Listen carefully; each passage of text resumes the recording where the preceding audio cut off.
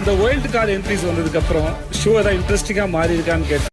மக்களை இன்னைக்கான இந்த வீடியோல வைல்ட் கார்டு என்ட்ரிக்கு அப்புறம் ஷோ எப்படி போயிட்டு இருக்கு ப்ரோ அப்படிங்கறது தெளிவா பார்க்க போறோம். என்னோட பாயிண்ட் ஆஃப் வியூல பாத்தீங்கன்னா முழுக்க முழுக்க வைல்ட் கார்டு என்ட்ரியில போன ஒரு 4 பேர்த்துல அமித் அவர்களும் திவ்யா அவர்களையும் கூட உள்ள விட்டுருங்க. இந்த பிரஜன் சாண்ட்ராவை தூக்கி வெளியில எவிக்ட் பண்ணீங்கன்னா ஷோ வந்து பக்காவா இருக்கு. இன்னும் 2-3 வைல்ட் கார்டு வேணாலையும் தாக்கி விட்டுருங்க.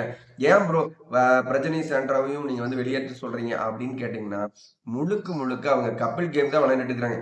நேத்து நடந்த ஆர்கியூல கூட விக்ரம் கிட்ட சொல்றாங்க, நாங்க 2 பேரும் தனித்தனியா விளையாடுறோம், எங்களை வந்து நாங்க வந்து கப்புலா தான் கேம் விளையாடுறோம்னு வந்து எப்படி நீங்க சொல்லலாம் அப்படின்னு சொல்றாங்க. அது தெளிவான ஆதாரத்தோட நம்ம விளக்கமா எந்த இடத்துல அவங்க கப்புலா தான் விளையாடுறாங்க அப்படிங்கறத முழுமையா சொல்லியிருக்கோம். ஸோ இந்த வீடியோவை நீங்க முழுமையா பார்த்தீங்கன்னா மட்டும்தான் தெரியும். அதுக்கு முன்னாடி இப்பதான் நம்மளோட சேனலை ஃபர்ஸ்ட் டைம் பார்க்குறீங்கன்னா மறக்காம லைக் பண்ணிருங்க, கமெண்ட் பண்ணவும் மறந்துடுறீங்க.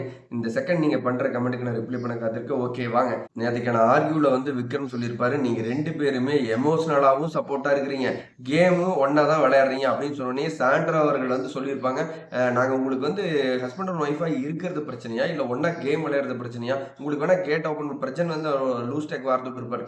இனி ஒரு தடவை இந்த ஹவுஸ்ல யாராவது என்ன பார்த்து அந்த மாதிரி சொன்னீங்கன்னா அவ்வளவுதான், வேணா கேட்டா ஓப்பன் பண்ணி விடுறேன், நீங்களும் போயிட்டு உங்க ஒய்ஃபை கூட்டிட்டு வான்னு சொல்லிட்டு ஒரு மாதிரி நக்கல் பண்ணாரு.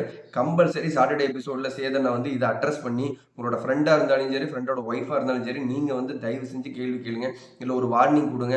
ஏன்னா இவங்க 2 பேருமே கப்புல தான் கேம் விளையாடிட்டு இருக்காங்க. அதுக்கு எக்ஸாம்பிள் என்ன அப்படின்னு கேட்டீங்கன்னா, நம்ம இந்த வாரத்துக்கான ஒஸ்ட் பர்ஃபார்மர் யாரு அப்படின்னு தேர்ந்தெடுக்கும் போது சாண்ட்ரா அவர்கள் வந்து பிரச்சனை குடிச்சிட்டு இருக்கும்போது அங்க போயிட்டு சொல்றாங்க, இந்த மாதிரி எனக்கு கனியவர் கூட எல்லாம் வந்து ஜெயில கனியவர் கூட எல்லாம் வந்து ஜெயில இருக்க முடியாது, நீங்க திவ்யானா கூட எனக்கு கம்ஃபர்ட்டா நான் ஃபீல் பண்ணுவேன். ஸோ நீங்க வந்து ஒஸ்ட் பர்ஃபார்மரை எப்படியாவது திவ்யாவை தேர்ந்தெடுத்து என்னையும் திவ்யாவும் நான் ஒட்டுமொத்தமாக 2 பேரும் ஜெயிலில் வந்து இருக்கணும், நீங்க 2 பேரும் ஜெயிலில் கூட்டணியா இருக்கணும், நாயை பேசிட்டு இருக்கணுங்கிற கொசரம் நீங்க வந்து பிரச்சனை வந்து நீங்க ஃபேவரா ஒரு டிசிஷன் எடுக்க சொல்றீங்க. இதுல எங்க போய் பிரச்சனையோட கேம் வந்து சிங்கிளா அவர் வந்து டிசைட் பண்ண முடிஞ்சது?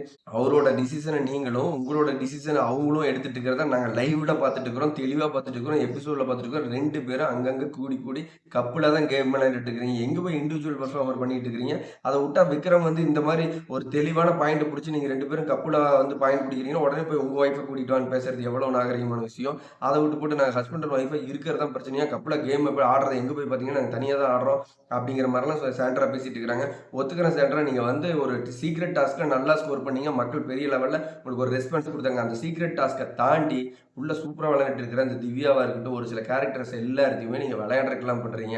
போதும், நீங்க வைல்ட் கார்டு என்ட்ரி கொடுத்து மாசா ஷோ போயிட்டு இருக்குதுங்கிறத வெளியில பயங்கரமாவே பார்த்துட்டு இருக்கிறோம். ஓட்டிங் லிஸ்ட் அது உங்களுக்கு வந்து எக்ஸாம்பிளா சொல்லுது. 2 பேருமே முடிஞ்ச அளவுக்கு எவிக்ட் ஆகி வெளியில் வந்துட்டீங்கன்னா திரும்ப இனி 2-3 வைல்ட் கார்டு தாட்டினா பிக் பாஸ் ஷோ வேற லெவல்ல போகும் அப்படிங்கிறது நம்மளோட ஒப்பீனியன்.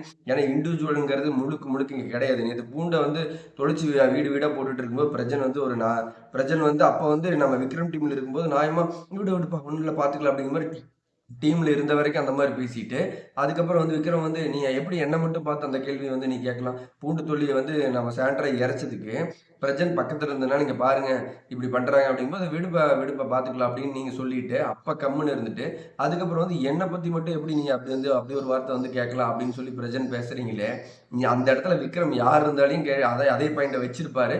சரி ஓகே, இண்டிவிஜுவல் பிளேயர் தானே நீங்க, அப்ப வந்து சாண்ட்ரா வந்து பூண்டரைச்ச அந்த விஷயத்து தவறுதான், ஏன் இப்படி நடந்துக்கிறீங்க அப்படிங்கிறத நீங்க பார்க்கணும். உங்களோட ஒய்ஃப்ங்கிற பாருல நீங்க வந்து சப்போர்ட்டிங்கா தான் இருந்ததை பார்க்க முடியுது. அந்த இடத்துல மட்டுமல்ல ஒவ்வொரு இடத்துலயும் உங்களுக்கு உங்க ஒய்ஃப் ஃபேவராகவும் நீங்க அவங்களுக்கு ஃபேவராகவும் நடந்துட்டு இருக்கிறத பார்க்க முடியுது. இது வந்து கேமை வந்து கப்புல தான் விளையாடுறீங்க அப்படிங்கறத அக்செப்ட் பண்ணிங்க. அதை தாண்டி நாங்க இண்டிவிஜுவலா தான் விளையாடுறோம் அப்படின்னு சொல்லிட்டு மக்களை ஏமாத்திட்டு இருக்கிறீங்க. இந்த வீடியோ பார்த்துட்டு நீங்க சொல்லுங்க, நம்ம சாண்ட்ராவும் பிரச்சனை வந்து கப்புலா விளையாடாம இண்டிவிஜுவல் பிளே பண்ணிட்டு இருக்காங்களா அப்படின்னா மறக்காம கமெண்ட் பண்ணுங்க. இந்த செகண்ட் நீங்க பண்ற கமெண்ட் ரிப்ளை பண்ண காத்துட்டு இருக்க. வீடியோ பிடிச்சிருந்தா ஒரு லைக் பண்ணிருங்க. பிக் பாஸ் லைவ் அடுத்தடுத்த வீடியோஸ் நிக்கலாம். பாய்.